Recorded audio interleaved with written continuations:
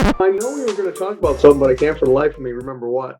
When you go out to the microbrewery to try a new beer or whatever, or a new release, do they call it like a number? You're going to try beer 01 today?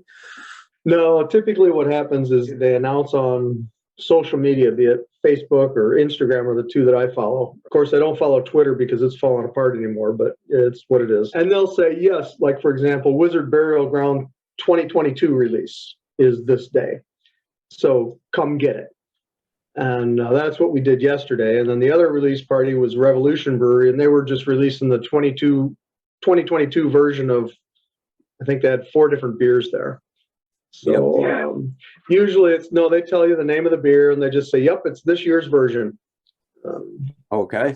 So we've got versioning in there as well. But oh yeah, and here's all the various shit we did to each version. So, how they keep control of that could be an interesting PLM adventure. Yeah, no, it is. And I suppose just to refresh your memory of what we're going to talk about, I've just had some interesting views of some VC models around the place. My approach has always been, if we take characteristic values or even characteristic technical names as an example, I always like to give them a human understandable name. And so you want some logic in the naming convention?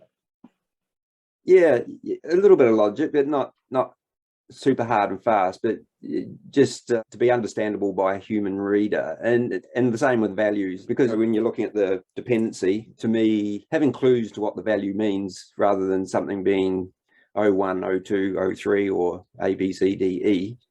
So how many values do you have in your characteristics? If we manage them well with constraints and that, often we can have a nice filtered list of values, but you could have a lot of values. Define lot. 10, 20, 30? Because I think I have a different concept of lot than you do. You probably do, and it's Saturday morning for me, and you're making me.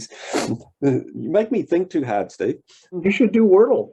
That'll make you think hard. You need to do shit like that when you retire. You got to exercise your brain, man. But Lawrence once asked a question during a presentation at the CWG, who here has ever exceeded the 9,999 characteristic value limit in SAP? Of course, I had to raise my hand. Yep, company I work for, we do it every day. We actually have a custom program that rebuilds those things. Yeah. So when you have, and the reason we had that was because of all the custom finishes, right?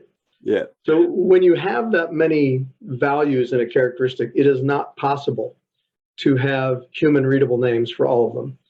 It's possible to have human readable descriptions and advisable to have human readable descriptions, but not the value. Oh. Yeah. Okay. So potentially in that case, like when you've got that characteristic, it's almost the end of the chain where its value may not be important. Say in some logic, you might be just setting it or whatever, but you don't necessarily need to know exactly what that value is.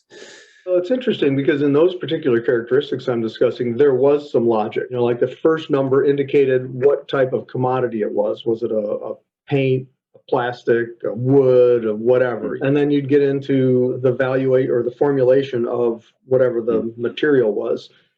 But we quickly ran out of logic. And that's my point about logical numbering, is that I pick one, I don't care what it is, it's going to break sooner or later.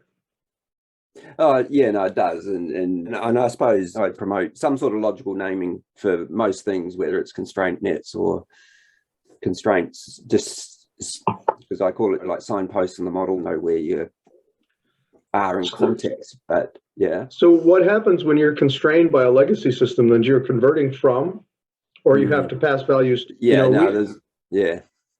We actually had a legacy system in our European instance that could only accept 2 character values going into the manufacturing system. And we converted the marketing system. We didn't convert the manufacturing system at the same time. We had to have values that only had 2 characters.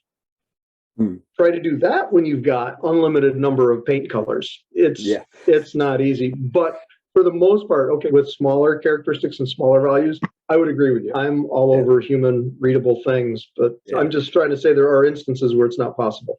Yeah, and I suppose too, like I come from it from a different angle because normally I haven't grown up in the industry that has built whatever the model is. I don't know all the quirks and nuances that someone who's been a modeler in there for 5-10 years know. So when I go look at a dependency and I just see all this logic that if something has value 01, 05, 10, 25, then do this. And particularly when also the technical name of the characteristic is really just slightly meaningful prefix on it, but going to 01, 02, 03 after that, it makes it hard to understand what's going on. And I always have the view that if that person leaves or they're training someone new, it makes it hard for that new person to lock into that ecosystem of generic naming. Yeah, when I left in my industry, not my industry, at my company, because of some upstream considerations in the selling software, right? We were limited to, it's been 3 years, I'm already forgetting. It's either 8 or 10 characters. I can't remember. So try to make an understandable name for soft or upholstered outer back in 8 or 10 characters. And we did it, but it was a struggle. And you talk about reading dependencies. So the one thing I don't like about human readable names is people, when they're reading dependencies, assume that they know what characteristic this is going to affect and how it's going to affect it and so forth and so on. Because when I left my company, we had a mix of human readable and non-human readable because we were transitioning. And I found that the people that supported the human readable would make assumptions when they'd go to work on the non-human readable that were not viable. So, Okay, no, that's interesting. I think, yes, you've highlighted a couple of good points actually, and because sometimes you're actually constrained with what you might be interfacing into or out of, and like say you've got thousands and thousands of values where sometimes it's just not feasible. Yeah. And etc. Yeah, no, I was just interested in your view, and obviously, you can just keep going outwards and outwards, talking about characteristics, and then it just that's the start of everything, right? It all starts there and explodes, end up in your bomb. Yes, no, it is.